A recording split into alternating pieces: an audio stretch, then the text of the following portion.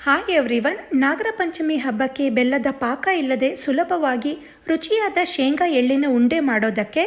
ಮೊದಲಿಗೆ ಇದೇ ಒಂದು ಕಪ್ನ ಅಳತೆಯಲ್ಲಿ 1 ಕಪ್ ಶೇಂಗಾ ಬೀಜನ ಮೀಡಿಯಂ ಫ್ಲೇಮ್ನಲ್ಲಿ ಹುರಿದು ಒಂದು ಪ್ಲೇಟ್ಗೆ ಹಾಕಿ ಆರಲಿಕ್ಕೆ ಬಿಟ್ಟು,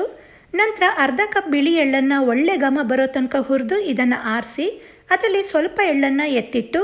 1/4 ಕಪ್ ಬಾದಾಮಿನೂ ಕೂಡ ಹುರಿದು ಇದನ್ನು ಎಳ್ಳಿಗೆ ಸೇರಿಸಿ, ಅರ್ಧ ಕಪ್ ತುರಿದಿರೋ ಒಣಕೊಬ್ಬರಿನ ಸ್ವಲ್ಪ ಕಲರ್ ಚೇಂಜ್ ಆಗೋ ತನಕ ಹುರಿದು ಆರಲಿಕ್ಕೆ ಬಿಟ್ಟು,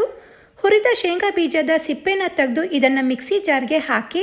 ಹುರಿದ ಎಳ್ಳು, ಬಾದಾಮಿ, ಒಣಕೊಬ್ಬರಿ, ನಂತರ ಸಿಪ್ಪೆ ತೆಗೆದ ಏಲಕ್ಕಿ ಹಾಕಿ ಪಲ್ಸ್ ಮೋಡ್ನಲ್ಲಿ ತರಿತರಿಯಾಗಿ ರುಬ್ಬಿ 1 ಕಪ್ ಕುಟ್ಟಿರೋ ಬೆಲ್ಲ ಹಾಕಿ ಗ್ರೈಂಡ್ ಮಾಡಿದ್ರೆ ನೀಟಾಗಿ ಮಿಕ್ಸ್ ಆಗತ್ತೆ.